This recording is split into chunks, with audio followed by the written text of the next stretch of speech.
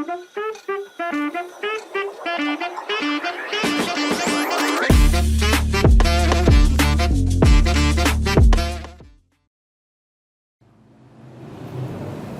sahabat Pamong Desa, bertemu kembali dengan podcast Pamong Desa. Satu informasi yang menyampaikan mengenai isu-isu strategis mengenai tata kelola pemerintahan desa.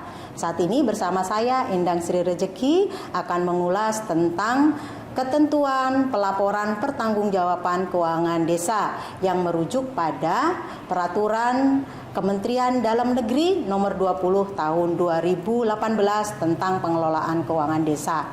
Nah, tentunya hal ini akan sangat menarik dengan hadirnya narasumber yang luar biasa.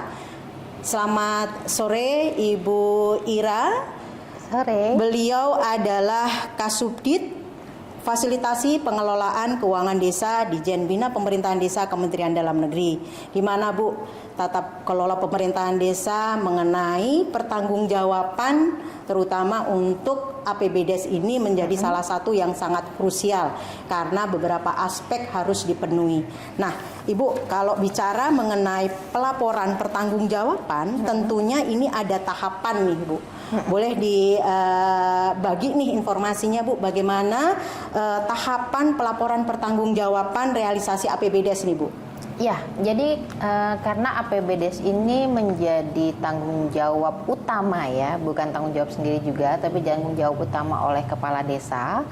Maka untuk penyusunan laporannya ini didasarkan laporan dari KAUR atau kasihnya ya, atau pelaksana kegiatannya ya, untuk disampaikan ya kepada bupati atau wali kotanya melalui camat. Ya, kemudian laporan-laporan apa saja yang akan disampaikan yaitu adalah laporan pertanggungjawaban realisasi APBDes dan catatan atas laporan keuangan. Nah, berikut juga ada laporan realisasi kegiatan serta daftar program sektoral ya. Ini oleh Kades nanti informasi laporan APBDes ini ya juga akan disampaikan kepada masyarakat ya, bisa melalui media atau mungkin hanya sekedar papan pengumuman di desa.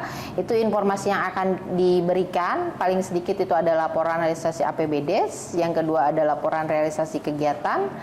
Kemudian ada juga kegiatan-kegiatan yang belum selesai, serta di bawahnya biasanya ada sisa anggaran maupun juga ada alamat pengaduan gitu ya. Ini yang kita sebut dengan transparansi gitu. Wah, luar biasa ya. Sekarang era digital ini semua itu bisa dilaporkan walaupun lewat jempol ya Bu ya, lewat HP.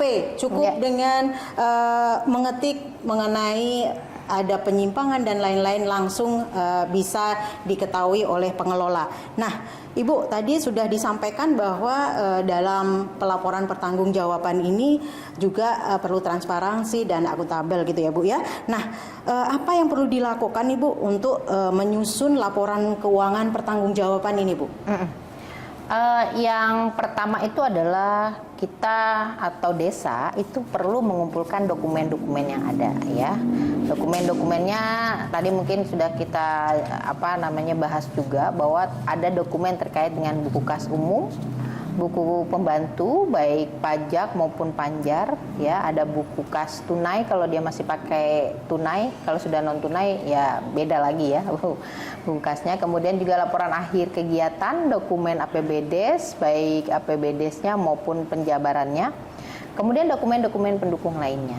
Nah, selanjutnya nanti diidentifikasi oleh Sekdes dan dilaporkan dalam data-data kolom yang ada di Siskudes ya, di kita sudah ada di dalam aplikasi seperti itu. Wah, luar biasa. Kita membahas mengenai Siskudes ya Bu ya. Jadi semua pelaporan pertanggungjawabannya itu juga sudah melalui sistem ya Bu ya. Nah, ini sangat menarik sekali. Tetapi ada satu pertanyaan terakhir nih Bu Ira ya, mengenai catatan atas laporan keuangan. Ini yang dimaksud dengan catatan atas laporan keuangan itu yang gimana ya Bu Ira ya? Jadi begini ya, semua yang tidak termasuk di dalam laporan keuangan. Ini kita akan terangkan, atau mungkin juga sudah ada di dalam laporan keuangan, tapi akan kita terangkan di luar, ya, namanya dengan catatan atas laporan keuangan. Nah, itu yang lebih informatif, ya. Jadi misalnya ibu belanja ATK, tapi belanja ATK untuk apa? Atau pendapatan BUMDes, tapi tidak ada ceritanya, gitu ya. Bagaimana suatu laporan keuangan atau angka yang ada di laporan keuangan itu informatif, maka perlu ada catatan atas laporan keuangan. Atau mungkin juga ada pos-pos yang mungkin tidak ada di dalam laporan keuangan, perlu dilakukan pencatatan. Nah, misalnya ada hutang pajak, ya, itu tidak ada di laporan keuangan, maka kita taruh di sana. Atau asetnya ada yang belum diserahkan atau apa, ya, keterangan-keterangan seperti itu yang harus dicatatkan di dalam CLK.